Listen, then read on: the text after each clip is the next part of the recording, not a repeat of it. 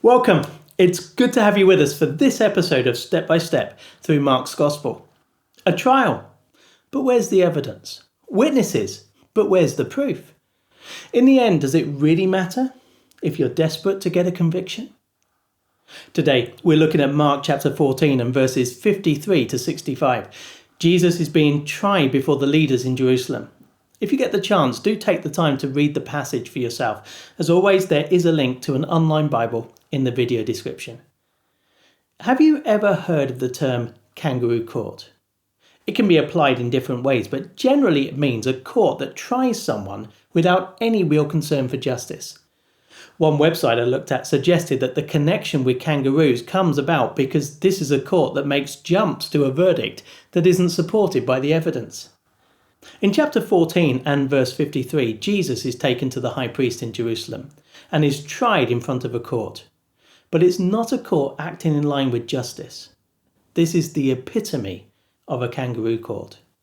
To begin with, we're told there was no real case against Jesus. In verse 55, Mark tells us, the chief priests and the whole Sanhedrin were looking for evidence against Jesus so that they could put him to death, but they did not find any. The leaders had decided they didn't like Jesus. They wanted him to be found guilty and put to death. They'd arrested him and had almost got their plan to the finish line. Yet there was a major problem. They had no evidence to hold against him. They had no proof of any crime or misdemeanor that they could charge him with. It's not just that they had no evidence.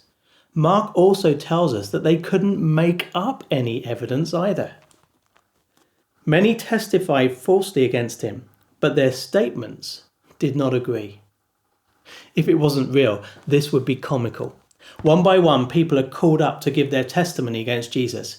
Each one lies, trying to work towards a conviction, but they haven't talked about it first. There's no cohesion or plan at work.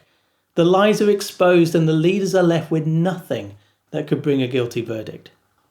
In desperation, the high priest stands up and challenges Jesus. Are you not going to answer? What is this testimony that these men are bringing against you? Now, what has Jesus got to answer? There is no common charge. There is no coherent testimony against him. He's home and dry and they know it. Time though for one last roll of the dice. In verse 61, Mark tells us, again the high priest asked him, are you the Messiah, the Son of the Blessed One? Now, all Jesus has to do is keep silent. No evidence means no case. The Jewish leaders couldn't put Jesus to death on their own. They required the Romans to do that, and so far they didn't have anything tangible to bring to the Roman governor to support their request for the death sentence. Yet Jesus doesn't remain silent. Instead, he utters the words that the court would use to convict him. I am, said Jesus, and you will see the Son of Man sitting at the right hand of the Mighty One and coming on the clouds of heaven. Now what Jesus says here is hugely significant. His words are a quotation from the book of Daniel in the Old Testament. They come from a prophecy about God's chosen king, the Messiah. Daniel has a vision, and in it, one like a son of man comes with the clouds of heaven. He goes on, though, and tells us, he was given authority, glory, and sovereign power. All nations and peoples of every language worshipped him. His dominion is an everlasting dominion that will not pass away, and his kingdom is one that will never be destroyed. Jesus speaks up and makes an incredible claim to the court. I am God's king who will rule his eternal kingdom. Yet it's also more than that. Jesus has said that people will bow before me and worship. At this, the high priest makes a show of being horrified, although I am sure he was also secretly delighted. This was the evidence they were looking for. In front of them all, Jesus had claimed to be like God, someone who people should worship. Mark tells us in verses 63 and 64, the high priest tore his clothes. Why do we need any more witnesses, he asks. You have heard the blasphemy. What do you think? They all condemned him as worthy of death. Was it blasphemy, though? If Jesus is just an ordinary person like you and I, to claim he is God would be blasphemy. In delusions of grandeur, he would be seeking to overthrow God's throne and get people to worship him instead. But if Jesus is God's Messiah, the promised King, then it's not blasphemy. He's simply stating who he is and what that means. The mind of this court, though, had already been made up. They decided Jesus couldn't be the Messiah. No miracle was enough to change their mind.